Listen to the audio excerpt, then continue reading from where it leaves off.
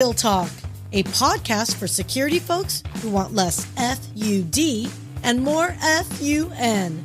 In each episode, we'll have lighthearted conversations about security, people, processes, and technology as we react to how they're portrayed in film and TV.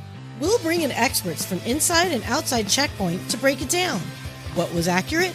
What wasn't? And what can you apply to real-world cyber events? On today's episode, hosts Syya Yasotornrat, Check Point Cloud Security Architect Alfred Trevino, and Mike Madero, VP Information Security, and Lionel Bailey Jr., AVP Information Security at Mr. Cooper, react to the 1983 film War Games.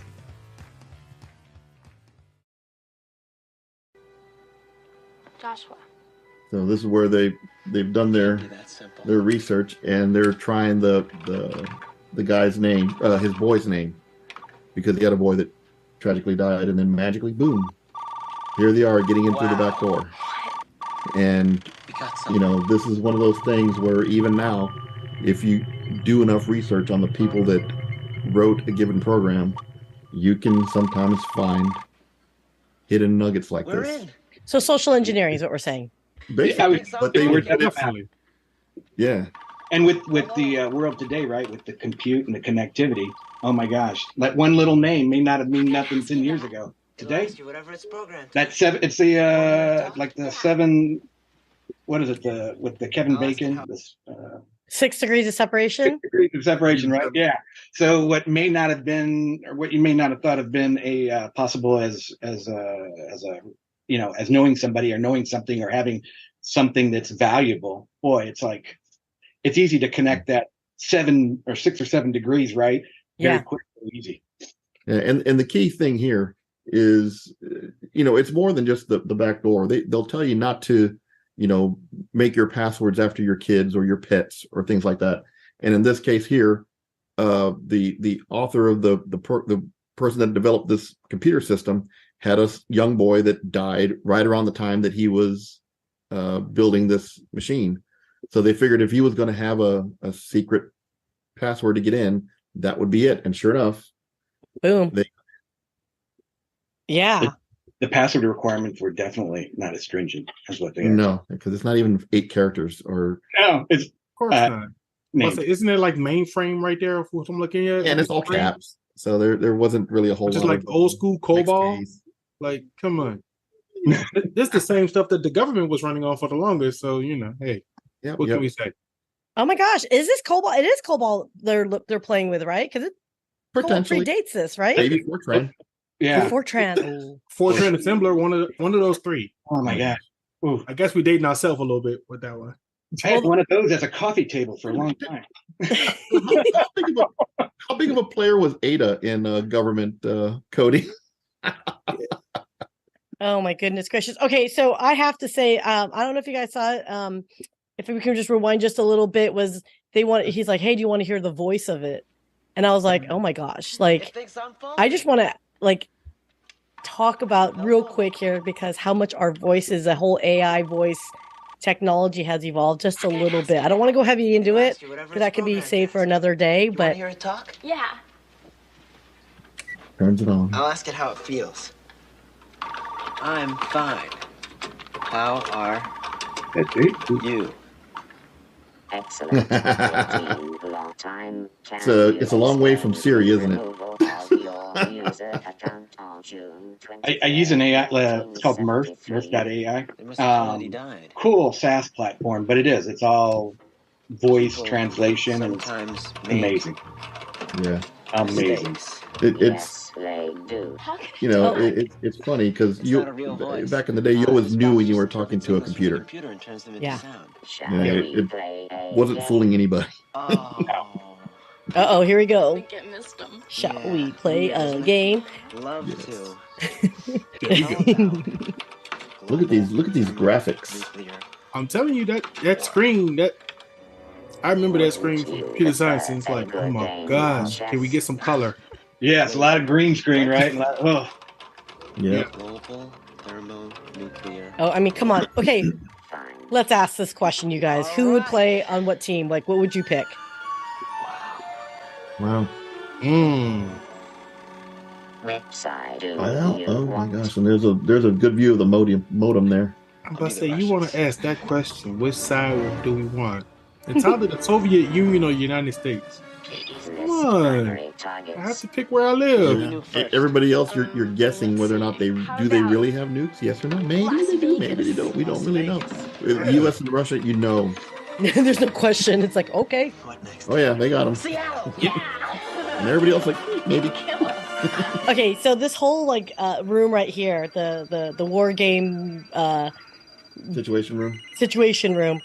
So when I worked at HP, we had a situation room space, right? And we managed, the EDS side of the house, the services, managed it. And they made it look like this. And it looks really cool. It's like it was part of the, tour of our data center facilities here in Dallas. And I just cracked up because I'm like, war games, and everyone loves it, by the way. Why do we love that visual? How many knocks looked like this before this movie? Man, that's true. Yeah. How many afterwards? Everybody. I like the fact that you've got this one screen, because I'm a monitoring guy anyway, I'm back in the day. Yeah. But unless you know what's going on under the hood, and it's one of those things, right? The CIO, CISO, whoever it is, walk through, and we could look like we're nothing every day. But these big giant screens on here that show attack vectors, that show a lot of greens and a lot of names that relate with the faces to the business. Holy smokes, now I put my money out there and I'm getting my return. And that's what I grew up, seeing and visualizing and wanting to do that. Which, we all know what's going on with the hood. It's protecting, doing all these different drops and security stuff, but you would never know it, right? Most people would never know it or even think about it. No, you just watch the blinky lights. Yeah. It's a kind of a nice little visual indicator. Yeah. I think what strikes me about this scene, though, is they were hacking in, but they were being naive. Like, they didn't really think it was something real. Do you think, when there's teenage hackers, because there are a lot of little script kidding and all that stuff that you could use. Do you think there's intention, or do you think more now, as in human behavior, where they're just curious kids, or do you think now they're a little bit more savvy and they're no, I'm going? Yeah, yes and no.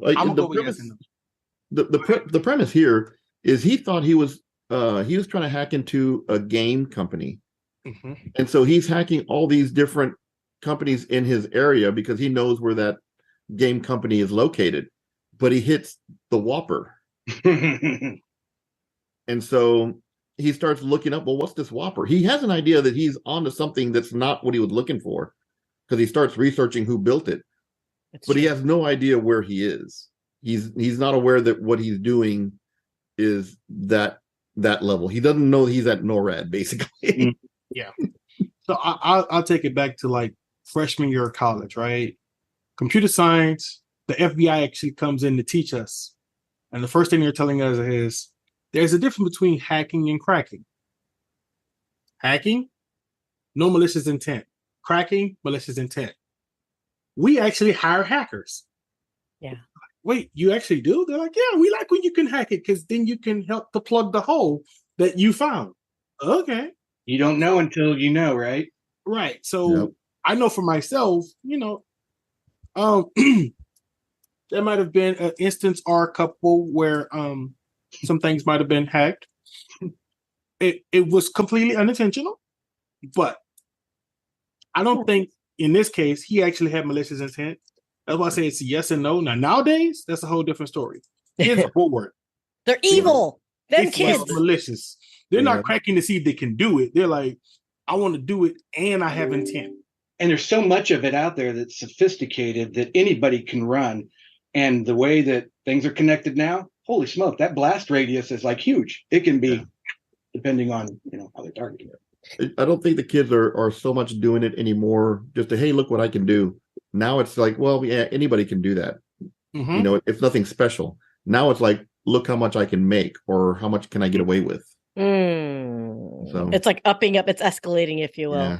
All right, so let's talk about this next scene here that I picked up, because I was watching this and I have thoughts. I have thoughts, gentlemen. So, and who hitchhikes anymore?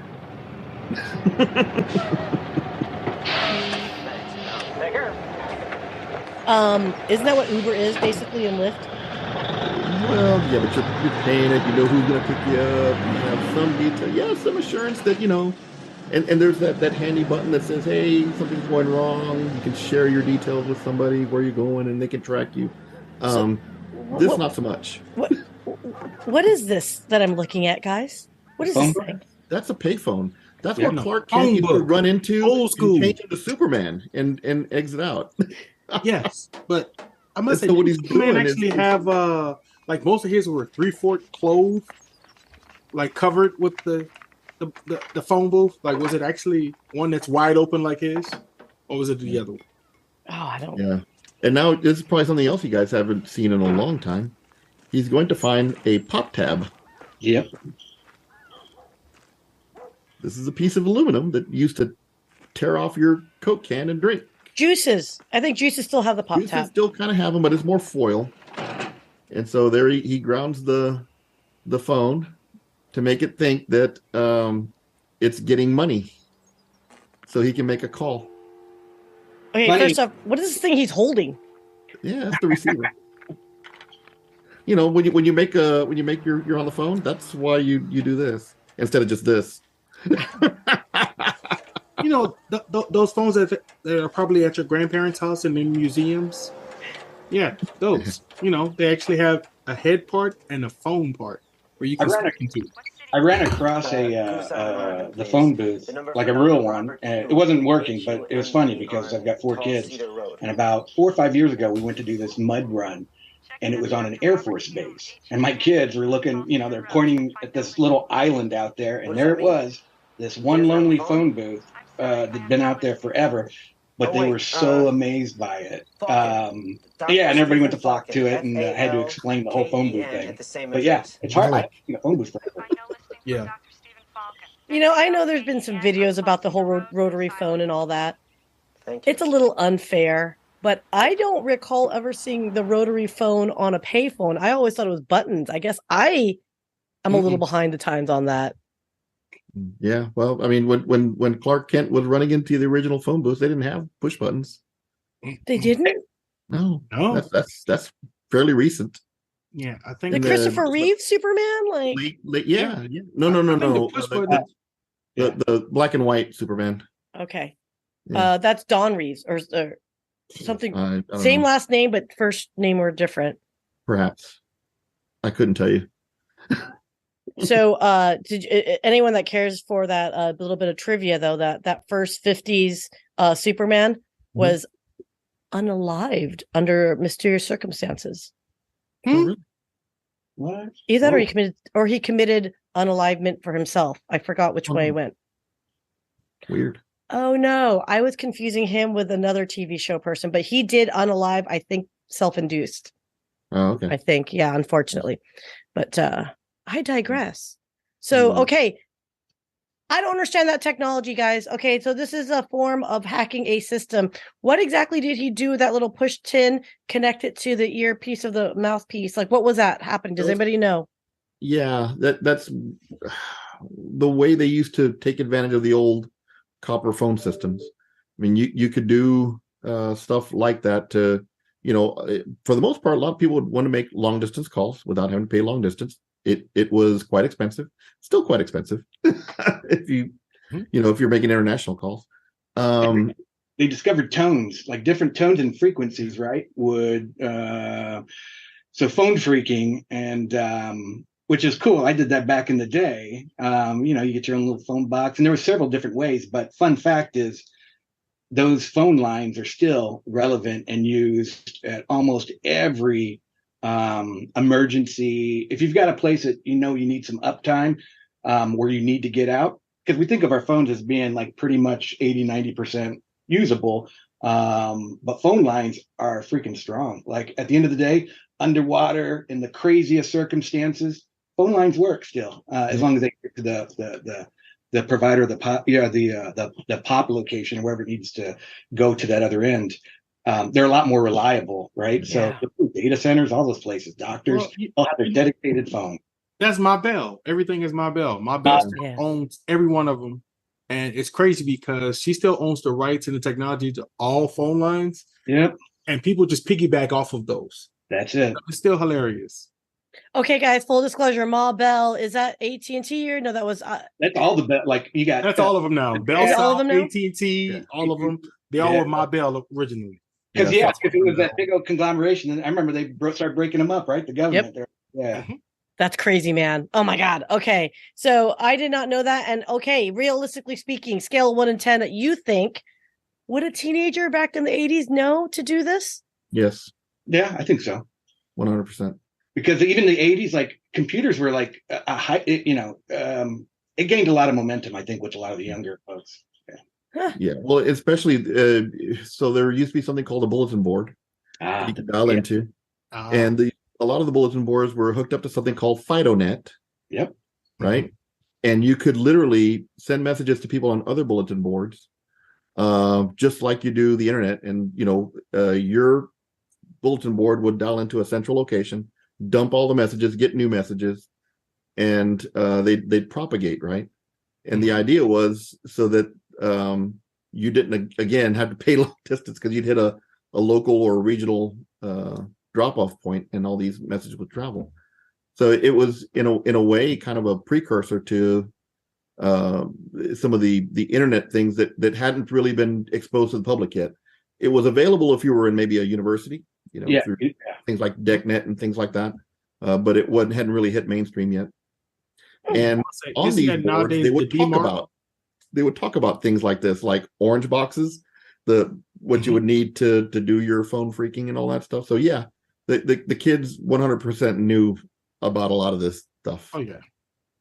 Well, a lot of the stuff they taught in school as well. Yep. So I know my school, they actually taught this. They actually had live working copies in the basement. So if you wanted to see it, you literally just have to walk down there and go look at it. So.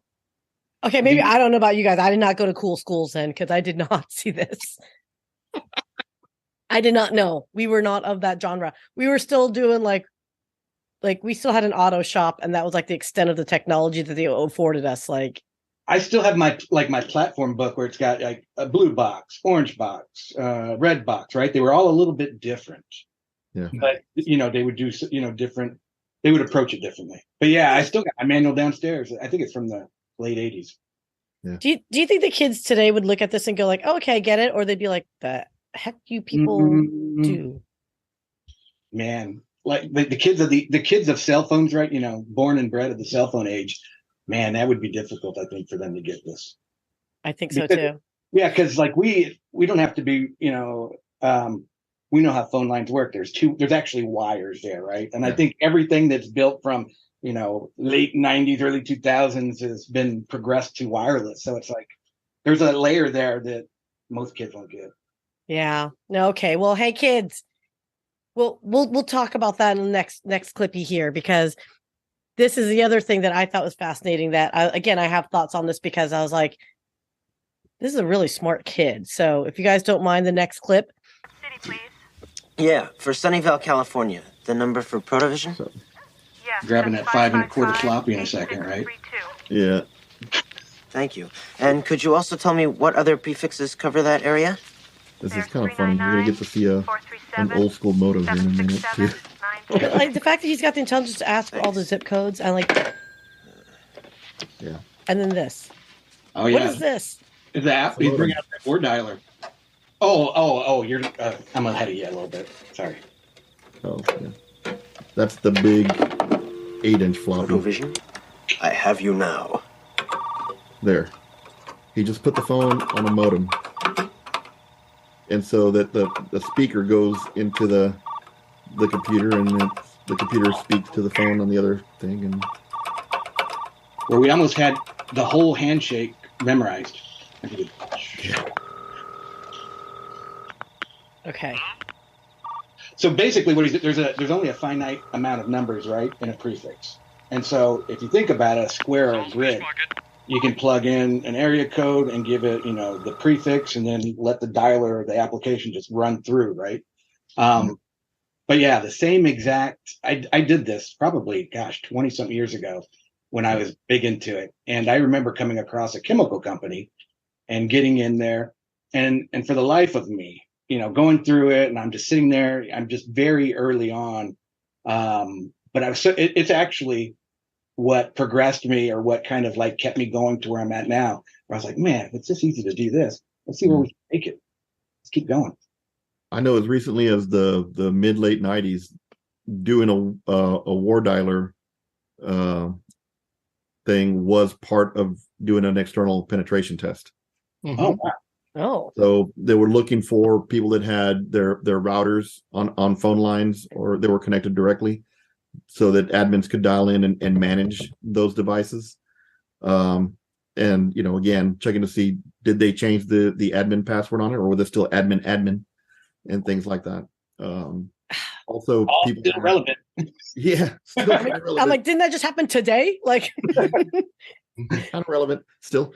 But they would also have maybe somebody's workstation that was set up with PC Anywhere, and you would dial into your machine so that you could work remotely, and then you could PC Anywhere. Oh gosh. do whatever. Man, I know. Yeah, you're just bringing back like all sorts of memories. Yeah. Yeah. 32 PC Anywhere. Yeah, 32. Yeah. But I will say war dialing nowadays is a lot different than it was back then. Yeah. Because back then you had to hope nobody called you in the middle of that process. Break your line. Yeah. Then it broke everything. You had to stop. Right? Call waiting didn't come about until late 90s. yeah. So when this movie came out, it had No, to the cancel call over waiting and start code. over. You'd put in your dialing prefix to cancel call waiting, so it wouldn't. Yeah. Star whatever, and then bam, you were good, right? Yeah. Yep. Oh my gosh. So are these techniques still in use today, like from a cybersecurity perspective, as far as like some of that methodology of knowing that, like, could you code something where you could just hog the bandwidth and so nothing else can come in or anything like that? Like, I'm just thinking, like you say, like with pods, Well, nowadays it's the DDoS attack. Yeah. Right? That's really what that is. That's straight DDoS. If I hit it enough, and I can do it with a ping attack, to be honest with you. Yeah. Right? You can do it from any computer, just ping -T-L and then send it. But it will flood their network so much that anything can barely get in or out. So it's like, can you do it? Yes. Do you want to do it? No. It's a good idea. And well, now they have more sophisticated ways to find you. So doing it now, don't. it's not as much fun and games as it used to be. I'll say that. Yeah. I think there used to be I don't remember if it was a program or something, but the whole thing was got a minute. And what they would do is they would try to get as many of their listeners, subscribers, whatever, to all call one number for a minute. And it would basically saturate the circuit for that number, and nobody could get through. Oh my gosh. Well, that's how you ended up with party lines as well. Mm-hmm. Yeah. Everybody's dialing out at the same time, and eventually all the lines cross. Yeah. You only got X amount, right, for each one. Yeah. Mm-hmm. Oh man alive. I remember as a kid, like trying like, oh, want to see, but then you would hear other people, you would inadvertently hear other people's conversations. It's a little weird. It's kind of like ghostly. And then also a little voyeuristic too, if you had that opportunity to it. But just saying. That is true. Yeah. That's probably where voyeurism started. With the party line. Yet again, something that us Gen X kids invented and like, got to experience. All right. So any final thoughts on that particular that modem and like connecting and all that good stuff? Any thoughts? Final thoughts? No. Just glad I don't have to do it anymore, because it was very time consuming. Yeah, now with everything kind of session based, I guess, or IP based, it's I think there's other ways, a lot more efficient ways, but I will say in third world countries, right, other places where phone systems are still relevant, that would probably be, I think, the biggest target if I was still doing it. But totally legit. Right now, it's a lot more trouble than it's worth. There's easier ways to do it. Right. Totally. All right, guys, let's go on to our next clippy here. So you're really into computers, previous to this scene, he finds the password under the keyboard of the secretary, because he asks her for something, so she goes into another room, and he looks under her keyboard to get the password that they're using. I And tried so- to look for that.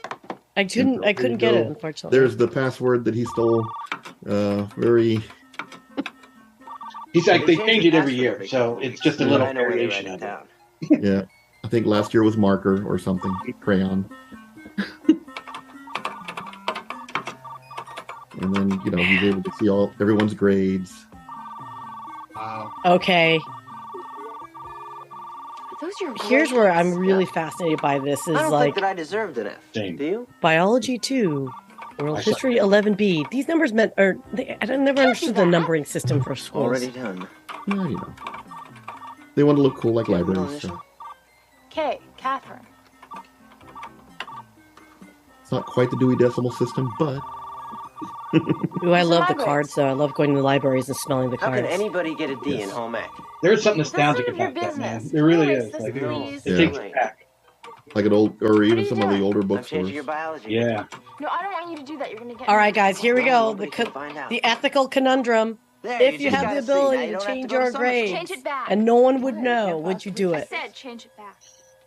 Okay. No. No. Yeah, no. Ah! Mike's like, yeah, no. Now, the only reason that I'm saying that I possibly would Thanks Because for the you ride. may have already done it. no is because, Right. schools weren't necessarily equipped to handle those with different minds. So I feel Yes. like I was a little underplayed in some of the testing phases. And that's the only reason I say that is because I know nowadays, I know where I sit. I know what's going on in my brain with ADHD and these other kind of things that you get. But back then, boy, you got kind of left to the side if you really couldn't keep up. So me going back in there, knowing what I know about computers, oh my gosh, I'd be in there, but like, you know what? I really did study on that thing, or maybe I don't know. It'd be conflicting with. It would be tough. I mean, So I'll tell you why no for me, right? In college, and I gotta go back to college, right? In college, there was a guy who was actually doing that, going in and changing everyone's grade. He would only change for like 2 classes. The max you could always do was 2 classes. I graduated. I kept my same one. I was like, no, I earned this grade. This is the grade I'm going to keep. Regardless of what else was going on with me, I was like, fine, right? 2 years after I graduated, they did an audit and they went back. So every grade he changed, all those people lost their degrees Oh, wow. because those were in core classes. So everybody lost their degree. And I'm like, my parents called me, and the first thing they said was, did you get your grades changed? I was like, if I would, you think I would have this grade on my transcript? No. Yeah. So I tell people in my major, my GPA was this. I never say what my overall was on Yeah. purpose. For them. Yeah. dude, I'm proud of my 3.18. Thank you. That's Right. it. Wink, wink. No, yeah, no. Yeah. Yeah, I in my did not major, I was a cheat, people. 3.0 plus student in my major. It was the other classes. Thank you. Yeah. Yes. It didn't. I hate to say it didn't matter to me because it wasn't computer science. Well, here's the thing about grades, and I've got nieces and nephews. I'm sure if you guys have children, it's like, yeah, grades are important because you do have to have some kind of like know how your performance is. But in the grand scale of life, when I see like recent grads post their grades on resumes, I'm like, oh, that's cute. Bless You your can take that heart. off now. Bless You your take that heart. off now. Like no Well, one I mean, cares. In fairness, they're like, look, I'm worthy. I haven't done anything yet, but I'm worthy.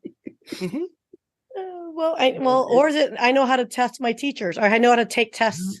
And for a lot of kids, that was really put at the top of their priority list. Oh, damn it, they're going to tell you what it is. Yes. Yes. Yeah, no, I don't want to get us in trouble, so I'm not going to say I'm encouraging cheating. Everybody, Study, no one kids, should ever stay in cheat in life. school. Get Well, good grades.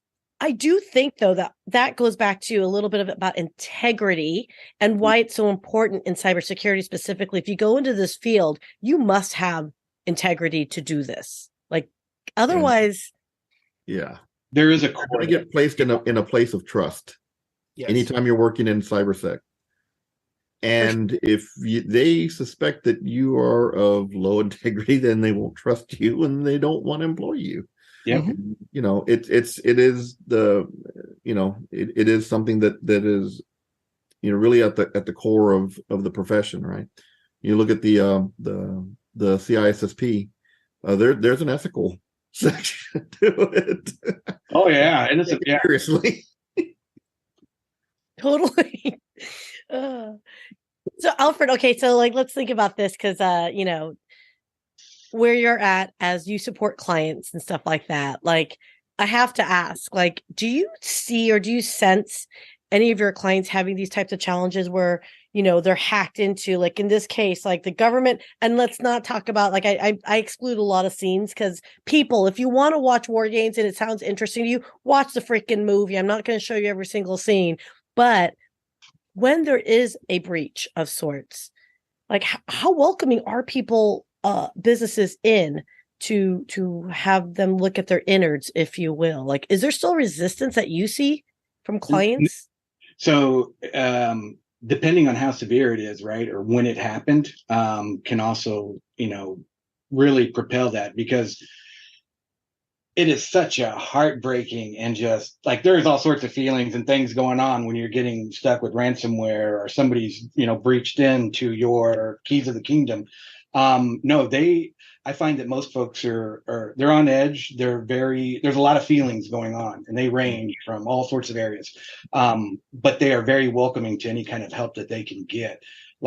We have a large department that's just nothing but, hey, if you've got something bad going on, just call this. And that's all they take care of. But I know on my customer side, when I used to be a customer, I was definitely nervous at people coming in, seeing my environment, seeing what's going on, and then, wow, look, we're exposed, and I feel like I've had some kind of shortcoming. But when you've done this for so long and you see the shortcomings of, let's say, RSA, the government, folks that have large budgets with large amounts of money with many different resources, then I don't feel so bad. I'm doing okay with what I got. Yeah. No, I think there's some great opportunities to learn from movies like this, you guys, just in general for real life. But so overall, guys, what is your overall assessment as far as, and we're not playing any more clips because, like I said, darn it, watch the movie. But any takeaways that you have just based on some of the basic hackings that this kid did? Is it applicable today? Can you see this happening, a modern version of war games out today? Because, Hollywood doesn't know how to create anything anymore. Could we have a modern day war games reboot? Yes, I think so. Absolutely. Yeah. It wouldn't be far-fetched to recreate where someone gets into a system, takes advantage of it, and starts making it think something's going on that isn't. And one of the things that you'll see in other parts of the movie is just the way he talks to people to get them to react in a certain way so that he can get what he wants, right? And, and it's not necessarily, hey, I want you to do this so I can do that. I want you to do this so you'll give me something that I can then use to go do that. So he's not even asking them most of the time directly for what he wants to use against them. He'll a lot of times ask them for something that's totally innocuous. Again, social engineering. It feels definitely. Yes. It feels like to me, it doesn't matter how many controls we put in place. We could put 1,000 layers of technology in between, but it just takes one person to be like, "Oh yeah, come on in." Is that what you guys are saying? Are we hopeless? Are we in an eternal battle? Yes. Oh, Yes. yeah. Oh yeah. Yeah. I think it's a great place. I think it's a great place for all of us that are doing stuff with that, because we know the challenge, and it's never going to end unless everything's automated and blueprinted, and you have stuff defined in that kind of manner. But as long as there's people in place that are doing some part of it, there's always going to be a problem. Yeah. Security awareness training. Shameless plug for all for anybody listening to this. Get your users trained. Simple. The more you train them, the less likely you are to be a victim of war games. Absolutely.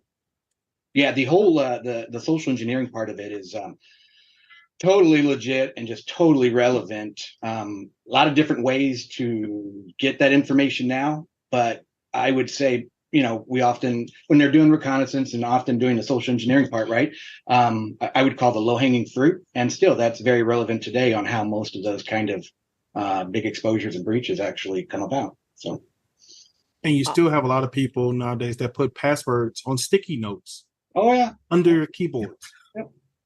Yeah. I've seen it with my own 2 eyes. And you're talking like password. Guys, capital P password. And gals, I thought that there would never, ever be a time where I have many, many different passwords, but I thought that there would never be a time where I knew any of my passwords, which is crazy to think today, right? 5 years ago, I changed everything over to just automated and generated and MFA. And it's like, I have no idea what any of my passwords are. Mm-hmm. And I lost my phone 2 months ago, right? Oh, no. Wow. And so I really put it to the test because they do, like a lot of the software out there, they do a good job with trying to think of every scenario that's going to take place so I can get back in where I need to go. Mm-hmm. But boy, I will say between Uber and LastPass, and just trying to go through some of that, because you don't know until you know, right? And so going through it, I'm like, man, this would be a good option for XYZ to be put here. Or what about this use case? But to this day, I have no idea what any of my passwords are. I did the recent thing where my master password to get into the safe is a 20-character totally random password. Right? I know. And it's not Joshua. Okay, good to know. I came up with no, it's not Joshua. Pencil. And I did come up with a system, right, for remembering it, and it's broken up into 3 character bits for the most part. There's a couple of 2 characters, obviously, to get to 20. But it's still helpful now for me to turn on the little eyeball so I can see what it is I'm typing. Because, it's like, is that? Okay, is that? Mm-hmm. So, and finally, they went from like defining colors for characters versus numbers. Man, that was a big one, like O's and zeros, right? Like capital O but they finally have kind of bridged the gap on some of those little areas. Yeah, is it a capital I or is it an L or is it? Yeah. Now I blocked myself out. Now I got to reset it. Now I got to go to this other email, recovery. I got to tell you, as an end user, it's such a pain in the wazoo. And I've said this before. I think us humans are inherently, we want the open shortest path first. Okay, we're OSPF by humanity. Like we're lazy. Like what's the minimal bar of entry that we got to get to where we want to go? So what you guys are all talking about to me is like, I think why war games will always exist, right? So you guys, it's been so much fun talking to you guys, and I really appreciate your time. What did you guys think of this whole reaction to war games? Is this realistic? Yes, 100%. I think so. Yeah, most definitely. Yeah, and I think it was a great premise. If you're looking for any candidates, I think Enemy of the State would be a good one, because there's so many people that look at that one like, no way can they do that, and I'm just like, okay, Think of when that one was put out too. The early 90s, I think. It was in the 90s. 90s, and some of the stuff that they were talking about, if you were to watch it again and say, between 2011 or 2015, even, you'd be like, wow, this is all going on right now. Yes. And I was former military, so I already knew, I knew it was kind of out there from the satellite imagery and all of that. And so I just remember watching that with other people, like friends and colleagues, and they'd be like, no way. And I'm like, okay, you guys have no idea right now. Yeah, but, good. Yeah. Oh, all right. Enemy of the State, mental note taken. So on that note, guys, because I know we can talk about all day long. Swordfish. Throw Swordfish in there as well. Hey, that was the one I was thinking about. It's like, I have to remember the name. That's a top one too, man. We could talk all day on that one. Swordfish. Well, maybe you know what? Maybe you guys need to come back and we'll talk about it some more. How about that? Okay. All right. So awesome. Well, I really appreciate your time. Thank you so much. So Mike, Lionel, Alfred, you guys are rock stars. And I think this is a great opportunity for us to wrap it up for Checkpoint Real Talk. Thanks again, guys. Thanks everybody. Thank you. That's a wrap on today's episode of Checkpoint Real Talk. If you like this video, hit that subscribe button and some of those other buttons to show us your appreciation. And if you want to learn more or have any questions, please let us know in the comments. We'll see you next time for another episode of Checkpoint Real Talk.